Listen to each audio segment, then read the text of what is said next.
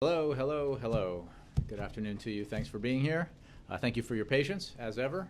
I have no announcements to make at the top of this briefing, so I will go straight to the Associated Press. Thanks, Jay. The Speaker today said he will not simply ask the House to pass a Senate bill with a clean stopgap spending measure. Wondering if the White House believes that makes a government shutdown inevitable. Here's what we know. It would be bad for the economy, bad for the middle class,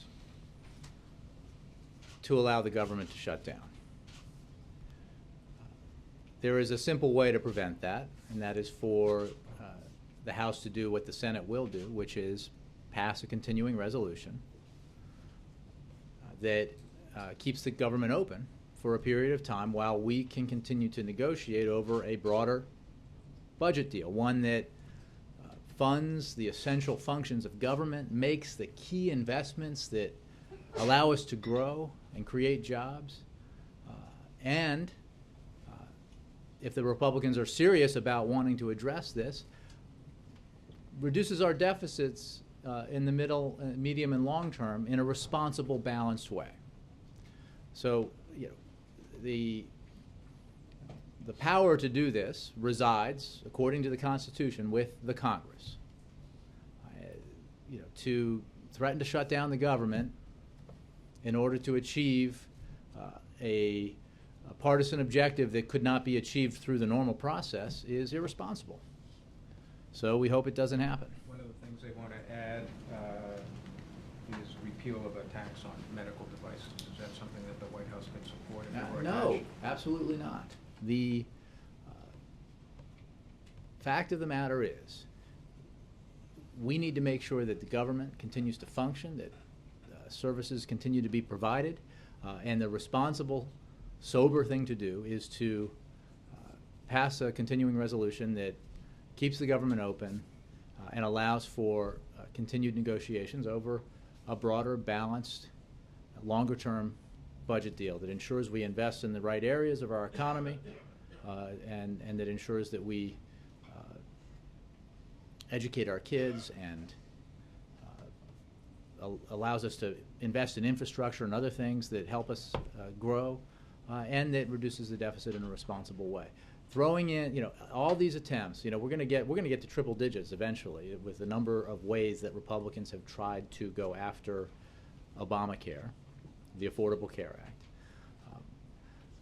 They have all come to naught, and they will all come to naught because it was passed by Congress, signed into law by the President, upheld as constitutional by the Supreme Court of the United States, and validated in a presidential election. We are implementing the Affordable Care Act. We are ensuring that millions of Americans will receive benefits that will allow for many of them, for many millions of them, to be able to afford health insurance for the first time. And I think what Republicans who oppose Obamacare fear most is that the implementation of the Affordable Care Act and the arrival of additional benefits, the ability for Americans to purchase insurance for their families that they could never afford before or were blocked from getting entirely, will be something they won't want ever to try to take away because the American people will say no. So we're going to continue to make sure that the Affordable Care Act is implemented, that Americans receive the health insurance that they deserve, and that they can get it at affordable prices. We talked a lot about that yesterday. You heard the President talk, obviously, about it today in Maryland. Efforts to derail the essential function of government in order to achieve a political objective are irresponsible. But Obamacare aside, you have, if this stopgap measure passes, you'll get until maybe November 15th. That's not a heck of a lot of time to negotiate the kind of long-term budget deal that you're talking about. And I think the public is a little confused as to where the President is willing to negotiate, which is on a potential another government shutdown on November 15th, but not negotiate on a debt ceiling that comes in October 17th, perhaps, according to the Treasury. Why are you sending that kind of mixed message? No, I think we've been sending very clear signals, and obviously hoping that those signals are transmitted by you in this room clearly and accurately. The fact of the matter is the President has been willing in a demonstrated way to offer compromise solutions to our economic challenges and our budget challenges. And he has put his money where his mouth is with concrete, moderate, balanced proposals to do that. And he has met with Republicans all year long, Republican legislators who have said that they are interested in finding common ground. And he is absolutely willing to continue to have those kinds of negotiations. What he will not do is engage in an attempt by Republicans to extort from him what they could not get through the legislative process, what they could not get at the ballot box, what they could not get at the Supreme Court of the United States, and offer as an alternative to getting what they want through extortion, tanking the economy and crushing the middle class. He will not do that. And as many, many Republicans have said, as many, many business leaders have said, it is an irresponsible approach to take. Last night, Dennis McDonough met with some Democrats on the Hill. What came out of that meeting? And what is your strategy going into these last few days before the end of the fiscal year? Is it simply use the bully pulpit, or what exactly? You know, we are in conversations, as the one you just noted demonstrates, all the time with Congress, and we will continue to be in conversations with Congress about how to move forward here. Right now, it's up to Congress to pass continuing resolution. We wasted a lot of time, especially in the House, pursuing measures that will never become law. You know, the Speaker said he had a preferred path, but then he was yanked in the opposite direction by the most conservative members of his conference.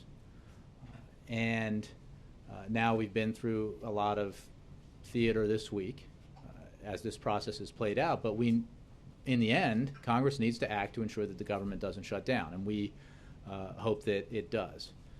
And then, obviously, we need to be sure that, and the American people need to be sure that the faction of one party in one house of Congress that thinks that it's okay to default if they don't get what they, you know, their wish list of partisan agenda items, that they don't succeed. And this president won't let them succeed. One of the ideas that Republicans are floating on the debt ceiling is negotiating, taking away the sequester cuts in exchange for entitlement reform savings. Does that fall under the no negotiation clause? Here's what's important to know. Everybody says, every leader in Congress, as far as I can tell, based on the public record, and it's hard to find even a rank and file member, although in the Republican Party there are a few, who doesn't agree with the general proposition that it would be bad, devastating in fact, for the economy if we defaulted on the full faith and credit of the United States for the first time in history. So there's an area of near consensus. The president says, raise the debt ceiling. That's Congress's responsibility. Do it. It's been done without drama or delay time and again. The only party to this conversation or this discussion or this debate that is saying attaching any condition to raising the debt ceiling is the Republican Party. It's not President Obama. The Democrats, they're not saying, well, we'll only pass or sign a bill that raises the debt ceiling if we get these items on our wish list, because it's not a concession. That's the myth and the farce about the approach that's being adopted up there on Capitol Hill by Republicans, is the idea that it's a concession to raise the debt ceiling. It's not a concession. It is your constitutional responsibility. You were not elected to tank the economy. You were not elected to punish the middle class in order to achieve a political objective that you lost through the legislative process, and you lost through the elective process, and you lost through the judicial process. So this is a non-starter then? I think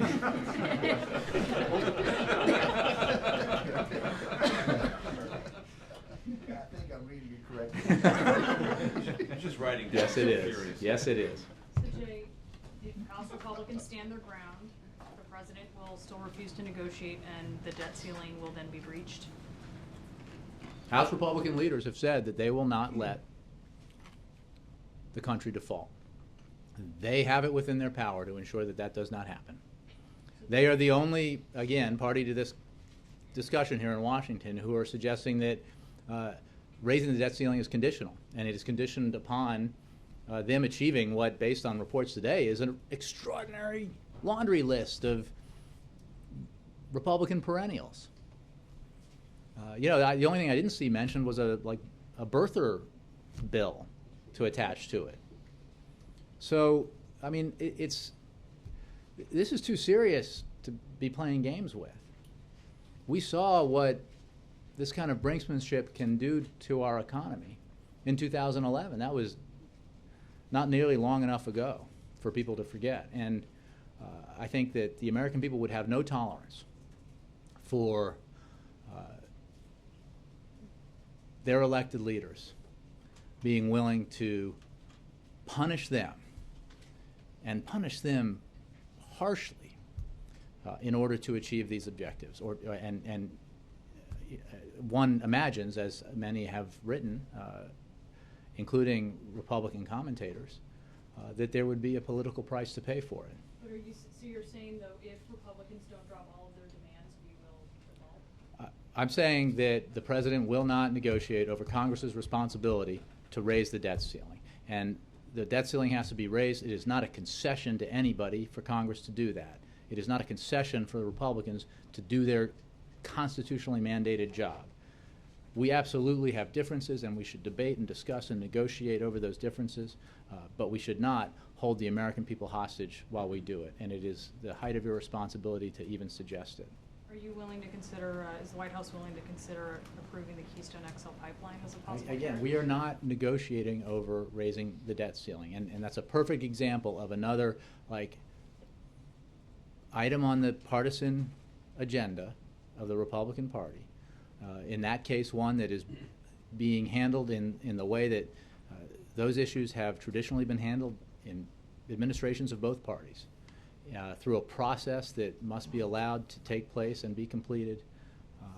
And it would be another example of irresponsible handling of a very sensitive matter. I don't think there's any doubt. And if you talk to experts in the field about what would happen should the United States default, that the result would be calamitous.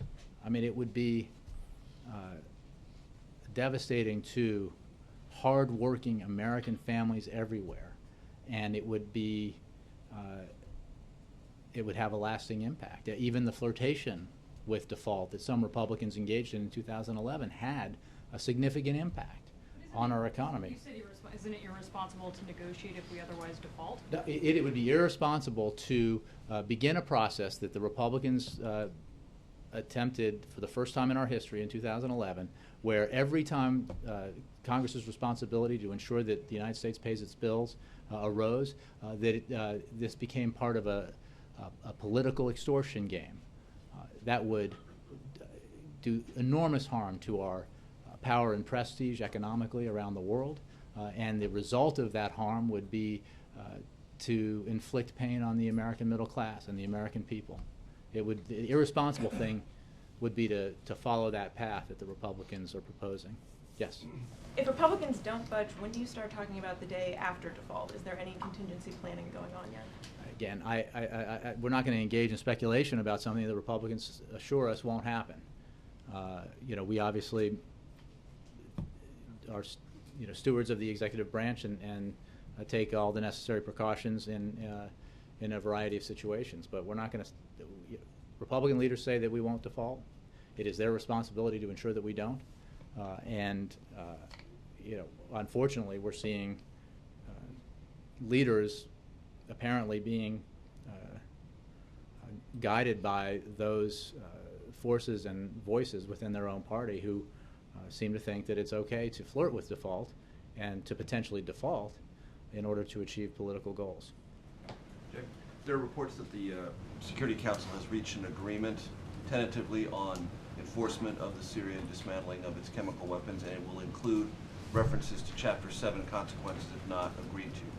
Is that something the White House can confirm, and do you have any overall assessment of this? I would only say that negotiations in both The Hague and New York at the United Nations Security Council are proceeding, and they're proceeding concurrently regarding the implementation of the framework that was agreed to by the United States and Russia in Geneva. In The Hague, U.S. and Russian delegations are working on the procedures for the expeditious destruction of the Syrian chemical weapons program and stringent verification thereof. We hope that that product will be circulated to members of the Executive Council in the near future. The reason why I go there first is these are concurrent efforts that are tied together. Meanwhile, negotiations in New York between the United States and Russia continue at the ambassadorial level, and the P5 members are also consulting closely on the draft UN Security Council resolution text to which you refer. I don't have contents of drafts to reveal to you now. That work is ongoing. And the purpose... I think that we have made good progress, and we hope that this will be resolved and that the process will move forward quickly in both cases, and they are tied, both in The Hague and in New York at the United Nations. The purpose of the UN Security Council resolution is to ensure that there is a strong, legally binding, and enforceable mechanism that allows the international community to hold the Assad regime accountable for the implementation of the framework and the elimination of the Syrian chemical weapons program.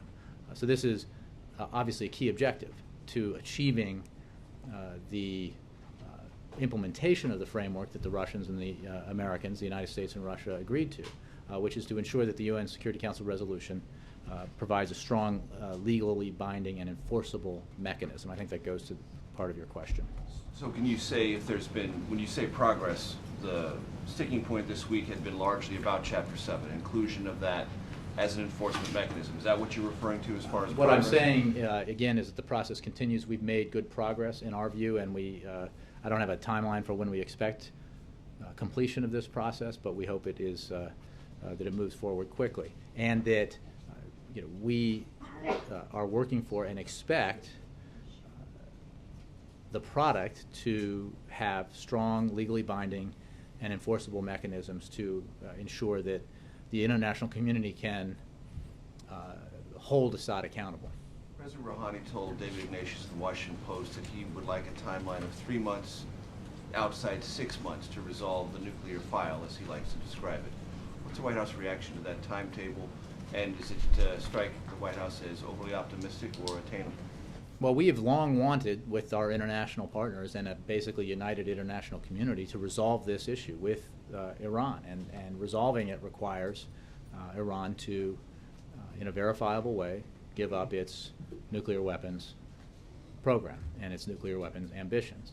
How long that process might take depends entirely on the level of seriousness and cooperation that the Iranians display through substantive conversations. Now, as you know, today we have a P5+1 meeting, which Secretary Kerry will be a part of, and the Foreign Minister of Iran will be a part of. I don't want to. We're not expecting any breakthrough in this initial meeting, but I think that this is part of us testing the seriousness of the Iranians, who are obviously engaging in new overtures and showing new interest in trying to resolve this very serious matter and this conflict that they have had with the international community for so long, a conflict that has resulted in uniting the international community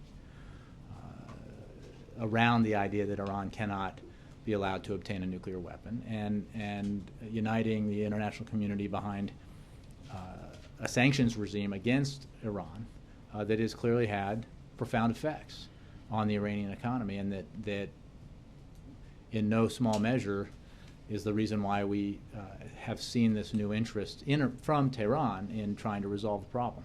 Is this another way of saying that the United States will know very soon whether or not the Iranians are serious this time? I wouldn't put a timeline on it. I think that these are obviously somewhat complicated issues, but I think that we hope and expect to see progress if Iran is serious and the new government is serious about making progress.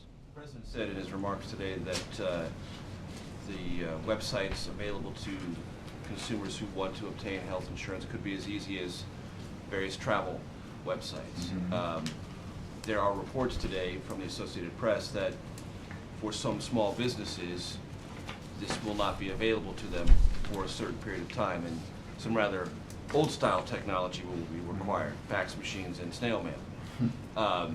Can you reconcile these two facts? What is one assertion from the President and a fact about? What is absolutely true is that on October 1st, everyone will be able to enroll one way or another. And when it comes to this, and here's the distinction that's important in when you talk about the online, the opening of the online application process and the plan compare process for small businesses, is that unlike for individuals, the small business enrollment period is not limited as it is for most. It's a 6-month period for individuals. Small business period is is forever open. It's a monthly process, and so they will be able to apply for the tax credits beginning October 1st, and they will be able to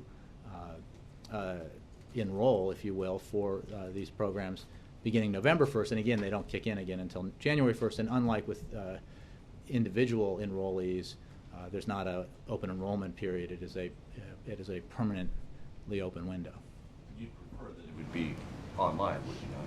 Look, I think that what's important is that, as the President described today, there will be available for small businesses, for individuals, for everyone, the possibility of enrolling in with individuals in these new marketplaces, and for small businesses in programs that will give them tax credits to allow them to provide insurance to their employees at affordable costs that they could not before. And by the way, small businesses have already been able to access tax credits at 35% up to now. Now, the marketplaces haven't existed yet, but they've been able to apply that against the existing markets. And one of the problems that small businesses have encountered, that has been one of the issues that and obstacles that needed to be resolved in our insurance market here in the United States, is that small businesses, because of their size, were not able to get reduced rates or lower rates the way that small businesses were because of their size. And so what the marketplaces will do is allow them to pull together and have that same kind of access. Come January 1st, those tax credits go up to 50%.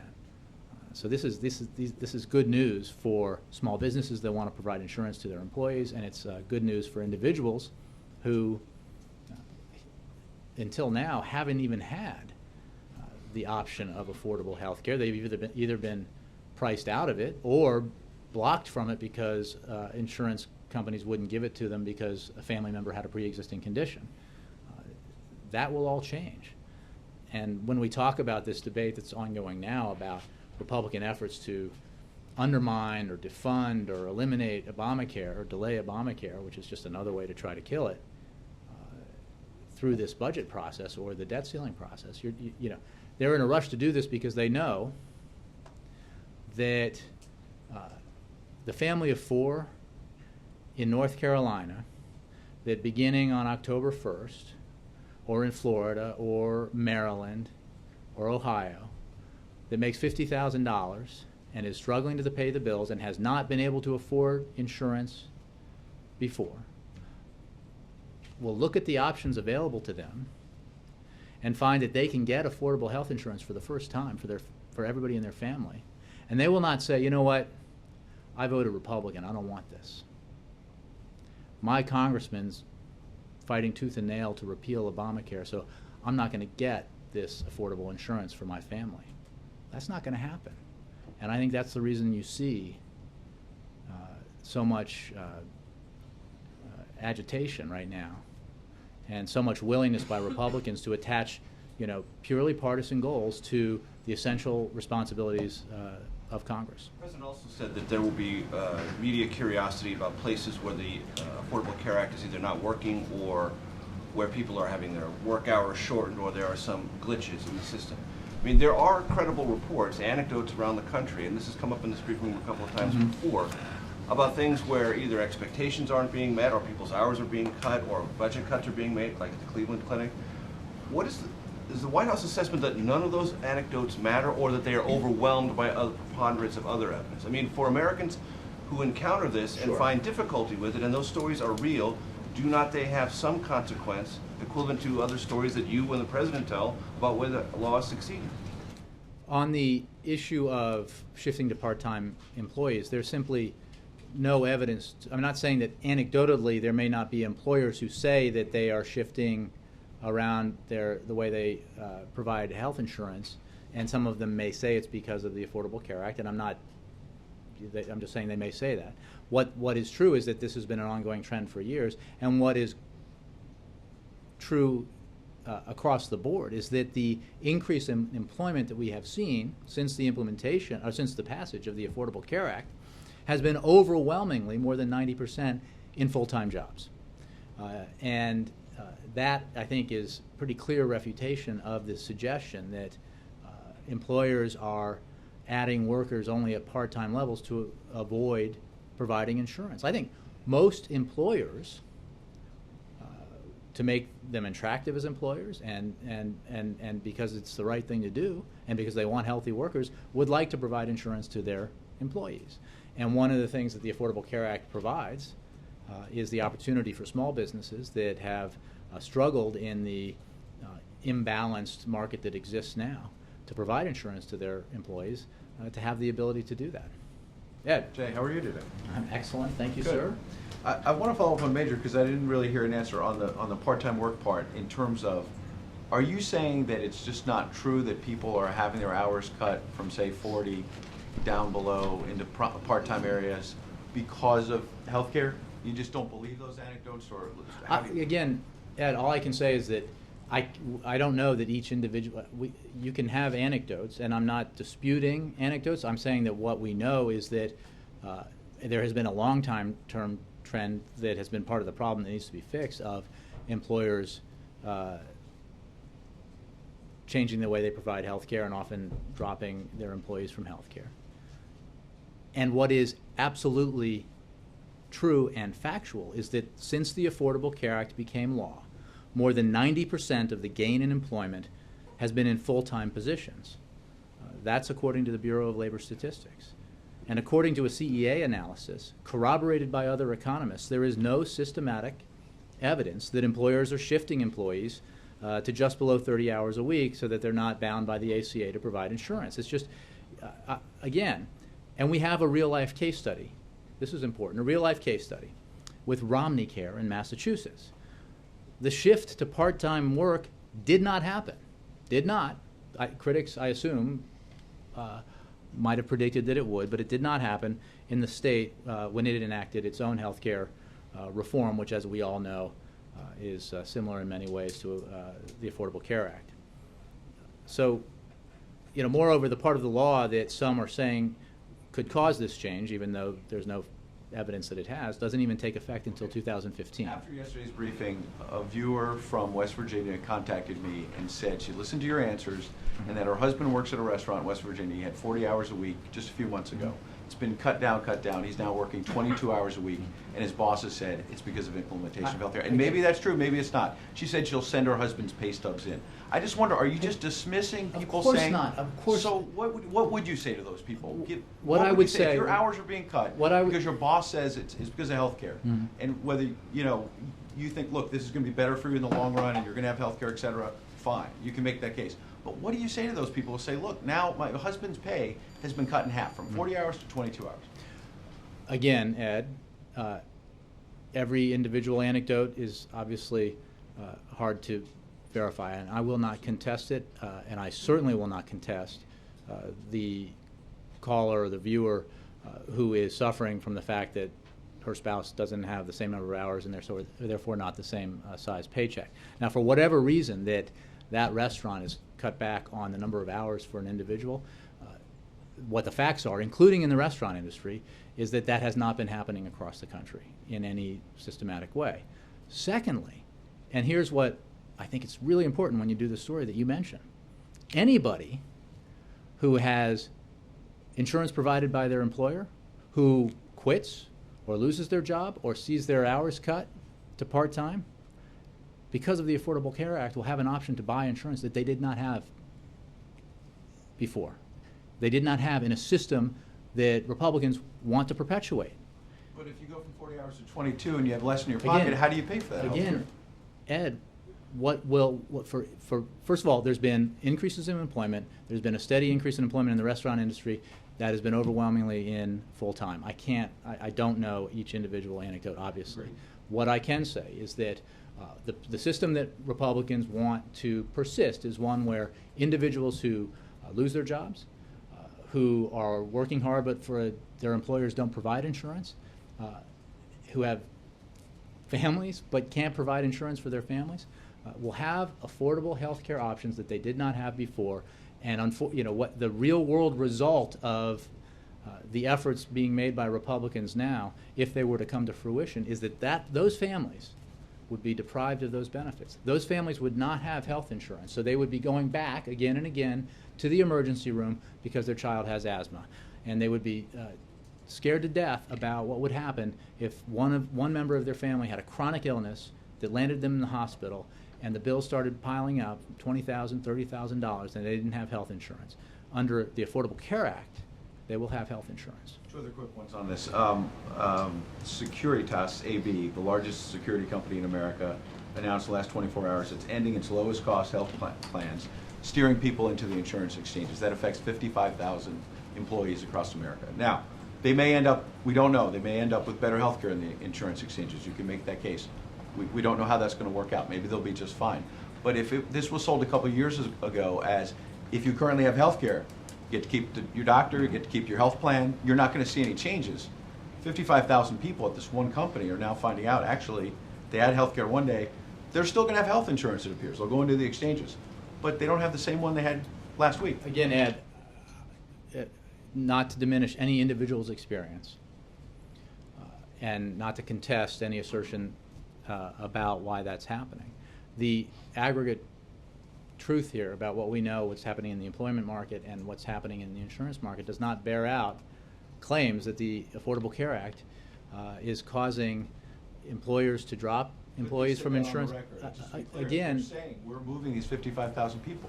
Ed, it's not what I'm saying is I acknowledge that there may be individual anecdotes or companies that are saying this. What has been true for a long time is that businesses have been changing the way they provide insurance they have been stopping the provision of insurance. And the costs of premiums have been skyrocketing up until the last 3 or 4 years, which happens to coincide with the passage of the Affordable Care Act.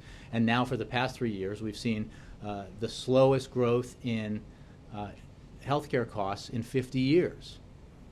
Again, this was what you hear opponents say is that the Affordable Care Act and Obamacare is driving up the cost of health care, and they're counting on you to either ignore the facts or not know the facts or not have seen the data that utterly refutes that assertion.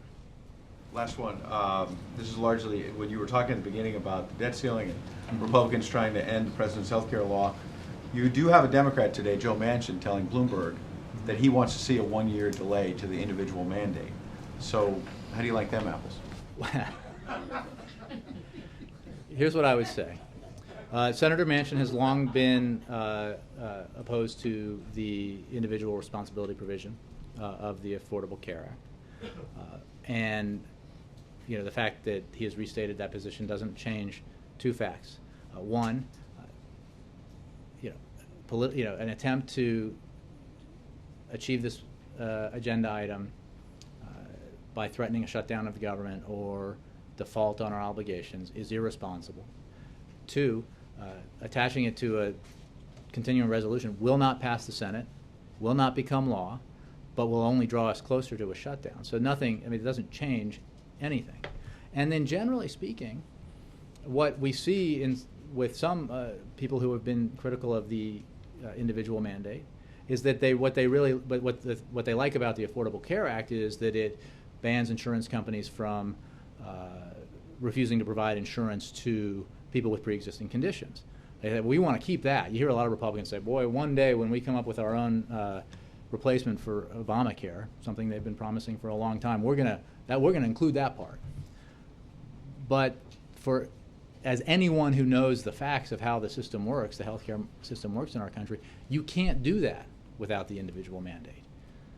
The reason why the Affordable Care Act will ensure that no one in America, none of your relatives, and one out of 4 people in America or something like that, I've forgotten the statistic, who has pre-existing conditions, cannot be denied coverage because of their condition, their diabetes or asthma or whatever, is because of the expansion of the number of people who will be covered and participate in these marketplaces provided for by the Affordable Care Act through the individual mandate. So you can't, it's all steak and no veggies, right? I mean, the fact is you have to make the system work, and and that is why the Affordable Care Act is designed in a way to ensure that young people, for example, are able to purchase insurance on the individual through the marketplaces as individuals that for the first time will be affordable. And we're going to be engaged beginning October 1st in a campaign to make sure that Americans across the country, and this includes very much young Americans, are aware that these options are available to them for the first time. Kristen. Jay, thanks. According to the latest Bloomberg poll, 61% of Americans want to see an increase of the debt limit linked to spending cuts. So this is not just Republicans. So what do you say to those Americans who say they want to see spending cuts? What I would say is that the President has proposed a comprehensive budget that reduces the deficit significantly over both the medium and long term. The President has presided, as President, over a reduction in the deficit by 50%, again, after inheriting the largest deficits in history from his predecessor, whose economic policies were broadly supported by those who are now critical of the President's policies. What I think is absolutely the case, and it's complicated and it's difficult, is that the association that is created in the reporting on this between raising the debt ceiling and the deficits is actually not factual. The debt ceiling has nothing to do with the deficits. Raising the debt ceiling does not add a dime to our deficits. So you're saying these Americans are confused? I'm saying that Americans are absolutely correct that the debt ceiling should be raised, and they absolutely do not want us to default for the first time in our history, and they're absolutely correct that we need to continue the work of reducing our deficit in a responsible way. But what we cannot do is agree to an extortion game where Republicans attach every item on their wish list, their partisan wish list, and if they don't get it, they're going to blow up the economy and hurt the middle class.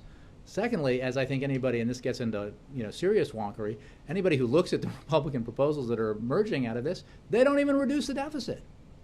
So they don't even fulfill the wishes of that poll item, that poll question, right? Delaying the implementation of Obamacare increases the deficit.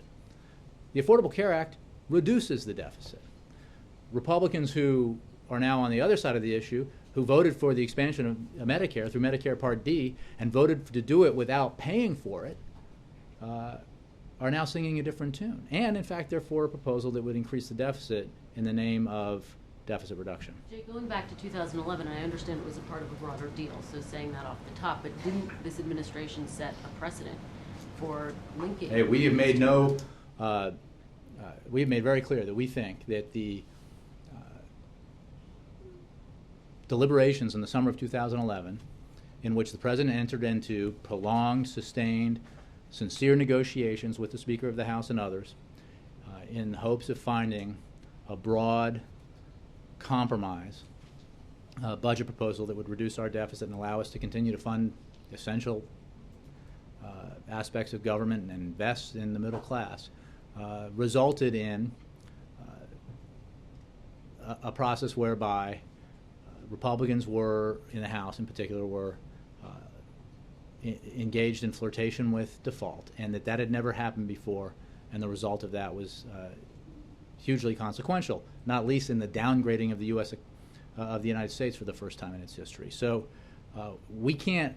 What was true before that began is that nothing like that had ever happened before, and the president certainly hoped that he could achieve an agreement with a grand bargain, so to speak, with the Speaker of the House that would be good for the economy and would represent compromise by both sides. Compromise was not forthcoming, as we have seen many times now out of the House Republicans, and there was a huge price to pay for that. And Jay, finally, the last conversation we heard about between the President and Speaker Boehner was on Friday. Have they spoken since then? I don't have any other conversations at the presidential level to report. Again, what the situation we have here, you've seen what the Speaker says about what they're going to do, and all the things they want to attach to as a condition of doing their jobs. So we're not negotiating over raising the debt ceiling. They're going through a complicated, convoluted, unnecessary process, hopefully to get to a point where they pass a continuing resolution so the government doesn't shut down, and then we'll see where we are when it comes to raising the debt ceiling. I am sure that the president will be engaged with Congress, as he has in the past, on the broader issues, but he will not negotiate. He will not negotiate over Congress's responsibility to ensure the United States doesn't default. Cheryl. Thanks. Is the White House looking for a new candidate to replace Ron Vince as chair of the federal? Well, look, Ron Vince is a very qualified candidate for the position that he's been nominated for, and he's one of, I forget the number, 100, 120, 140 nominees that are pending before the Senate, and the Senate ought to act quickly on. So he's qualified, and the Senate ought to act on his nomination. Scott, and then Reed. Thanks, Jay. The delays that were announced today, they're technical in nature? Is that the reason for them, the online delay in online registration? Yeah, I believe so, that that the opening happens on time, October 1st. There's the ability to, when it comes to SHOP, the small business piece of this, you can sign up for tax credits right away. And then when the online portion comes online, you can do the plan comparison beginning November 1st, as I understand it. The important distinction with the small business aspect of this is that there is not a closed end to the enrollment period as there is in the individual market, which is very similar, obviously, to employer-based insurance around the country. How many small business entities are affected by that? Affected in what sense? I know that hundreds of thousands. It would have been going. Is there an estimate on how many would have been? Well, yeah, I going don't think it online? changes. First of all, it's not. It doesn't kick in until January 1st, so there's no effect on. Employees, that effect. But when they want to go online October 1st to begin shopping, as you said, they can't do that. Do you know how many? Right, but they can begin the that? process prior to going online, and since the Affordable Care Act, the marketplaces don't begin. They don't kick in until January 1st. There's no change in.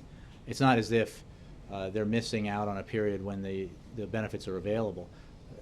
Moreover, as I said before, because of aspects of the Affordable Care Act that have already been in place and providing benefits, small businesses have already, hundreds of, more than 100,000, I think 200,000 perhaps, small businesses across the country have already taken advantage of 35% tax credit as they provide insurance to their employees. And that tax credit will go up to 50% on January 1st. Just, I'm sorry, one other thing. I guess another delay is going to be in the Spanish language online registration. Is that correct, enrollment? The online portion of it, I believe, will come on sometime in October. There is, again, everything opens on October 1st.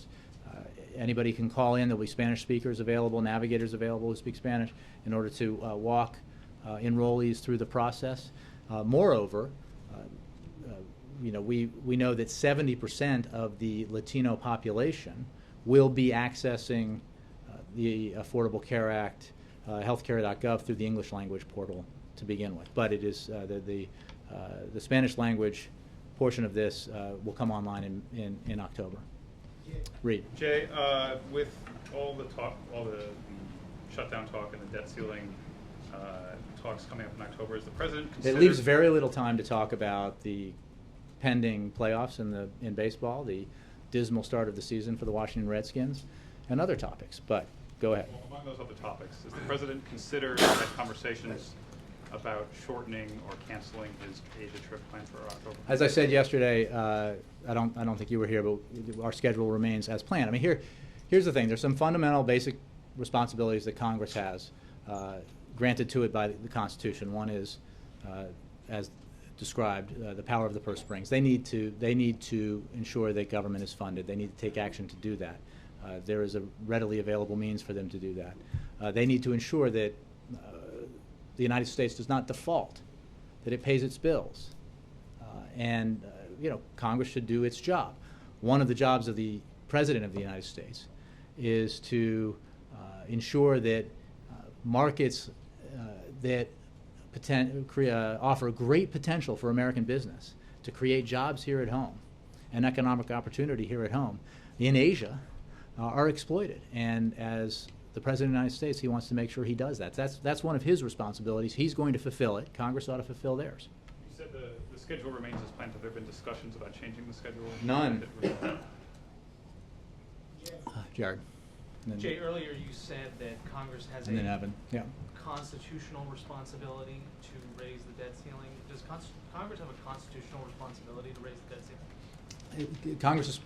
Congress in the delineation of powers controls the money, and Congress alone has the power to legislate a rise in the debt ceiling. Believe me, if Congress wanted to tomorrow to rid itself of this onerous responsibility and to give it to the chief executive, a position currently held by Barack Obama, he would accept it because he thinks it is egregiously irresponsible to flirt with default, because we are the United States of America. We do not default. But it's not the position of the White House that anywhere in the Constitution as currently written there's an obligation for Congress. It is not to explicitly vote. stated. Obviously, the raising of the debt ceiling is not explicitly the language of the Constitution, but there is no question that the Constitution gives to Congress the power to appropriate, the power to spend money, and the power to ensure that as part of that function, the bills are paid, and that's what raising the debt ceiling is about. Again, that power, if you're suggesting that we have that power, sadly, you're mistaken. No, I'm not. I don't think the way I was posing the question is that. I was just saying that there's a middle ground between the president being able to do it, which obviously he's not, and Congress having to do it as part of a constitutional responsibility. They're in this middle ground, right? Again, I think you're misunderstanding the allocation of powers in our system. Evan. Yeah. Has the president? Oh, if you were going to go to Evan, I'll let him take it. I was going to ask about Cory Booker. Oh. No, actually, I wanted to ask. You're doing a lot of stuff, obviously, to help sell the Affordable Care Act. I want to ask about one way you're doing it. Yesterday and today, you tweeted from the White House Twitter account pictures of cute animals with the Adorable Care Act underneath it. I want to ask who's behind that and why you think that cute animals can help you sell the health care. Everybody loves cute animals. I myself haven't retweeted that, so I haven't seen them, but I will. Look, I think this is an important question here. For the last 3 years, we've been focused largely, when it comes to healthcare reform, on a political process, on the effort in Congress to craft and pass legislation, and there was obviously a big fight associated with that. It passed. It was signed. Then there was a big, obviously political, it continued to be a political issue that played a large role in debates both in the midterms and the general election. And obviously associated, then there was a judicial aspect to it through the Supreme Court. What implementation is about focusing on consumers. It's about providing benefits and services to regular American families out there who aren't engaged in, at least not on a daily basis, in the political struggles here in Washington. And that's why what I said earlier I think is so important. When a hardworking middle-class family somewhere in this country, in North Carolina or Florida or California or Ohio, Pennsylvania, New Hampshire, anywhere, making $50,000 and struggling to pay the bills, that they sees that they will have available to them affordable health insurance that they did not have before. And you're a mom or a dad looking at that option and saying, I can now get a health insurance for my family, and I don't have to rely on the emergency room anymore and live in fear of one of us getting a chronic medical ailment, I will probably take that option even if I voted against Barack Obama, and even if I support my member of Congress who's made it a principal agenda item to try to defund or repeal Obamacare, because that's the right thing to do for your family. And these are the benefits that those who are trying to derail this process and who are trying unsuccessfully to derail it are ultimately trying to take away from hardworking Americans out there who need and deserve affordable health insurance for their families. Some of them say this is less than serious. Do you think that some of those critics you're talking about, do you feel like again, animals are as serious? I think that any way that we can get out the basic facts to Americans about the options available to them for the first time is worth trying. And again, beginning October 1st, people all around the country who don't get insurance through their employers, who haven't been able to afford insurance because they're priced out of it or they have a pre-existing condition, will be able to go and see all of these options available to them, and will see for themselves that there's affordable insurance for the first time, and insurance that can't be taken away because the Affordable Care Act forbids insurance companies from kicking you off if arbitrarily if they decide that you have a condition they don't want to pay for, and those will be powerful benefits for the American people, and will give them a level of economic security for themselves and their families that they haven't had before. Yeah. What Scott was asking about the small business website, isn't this a setback? To hear you describe it, it doesn't sound like anything. Look, again, you can fill out an application on October 1st for tax credits. In November, you can compare plans online. Coverage doesn't begin until January 1st. And then unlike the individual marketplace, which has a 6-month enrollment, the shop market, the small business market, is open all year round. So there's... But hadn't you been telling businesses to expect to be able to do this? October 1st, they can apply for tax credits. They'll be able to compare plans in November.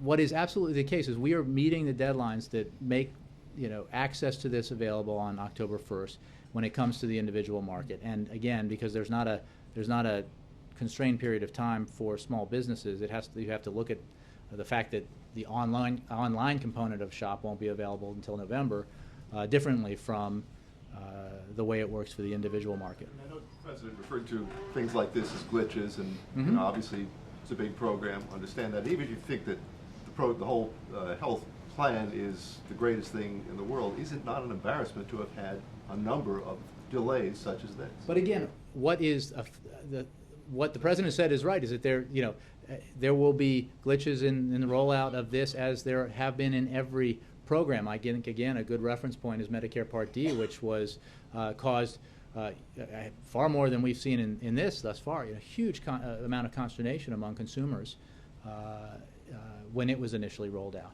We don't anticipate that here at all. We are engaging across the administration in an effort to make sure that the American people have the information they need and that they have the access they need to find out about the plans and available to them. Again, for the first time, you're going to see, for the average American in the United States who needs to buy insurance on the individual market, they're going to have an average of 50 options, 50 plan options, and they will have affordable options that they have never had before. That's the fundamental fact, and it's hard for opponents to escape that fact, and it will become tangible beginning on October 1st, because Americans, in the way that they purchase so many things online, will be able to make that comparison in a very simple way, look at the options available to them, and make some choices and enroll. And then on January 1st, that coverage that has not existed before kicks in. And I think it's worth noting, because I had this discussion with Ed yesterday about, and I wanted to get back to him because I think, apples aside, that it's important to make clear what the distinction is between what's available today and what will be available beginning January 1st, and what individuals will be able to enroll for on October 1st.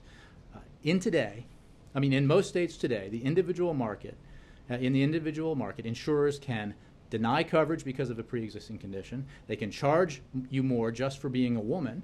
They can refuse to cover care for your pre-existing condition. Even if they do sell you a plan, they can charge you unlimited out-of-pocket costs. They can charge you more due to your health history or your family's health history. They can put an annual limit on your coverage. They don't have to cover essential services like maternity care or prescription drugs. And about 62% of enrollees in the individual market today in most states do not have coverage for maternity services. In other words, the comparison that we were talking about yesterday, if you buy a plan in the individual market today, you won't know whether it will be there for you when you need it. Now, once you enroll in the marketplaces and the insurance kicks in on January 1st, in all states, insurers cannot deny coverage because of a pre-existing condition. They cannot charge you more just because you're a woman. They cannot refuse to cover care for your pre-existing condition. They can't charge you more due to you or your family's health history. They can't put an annual limit on your coverage, and they can't charge you unlimited out-of-pocket costs. Every plan, it's not. On average, it's less, significantly less. And these tax credits are available for those who need them.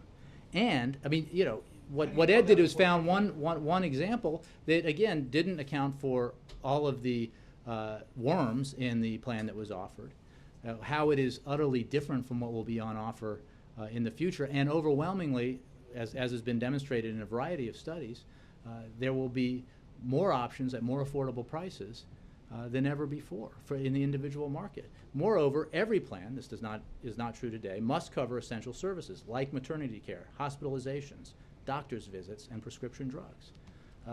That's why it's a much better apple. So maybe Ted Cruz should acknowledge the good things there, but why won't you acknowledge, for example, the one I asked before, 55,000 employees who had health care through their employer? Ed, did you not say dozens on, of Ed. times that you get really, to keep your I feel healthcare? like we're doing this Did sideshow you sell thing. it as you get to keep your health care?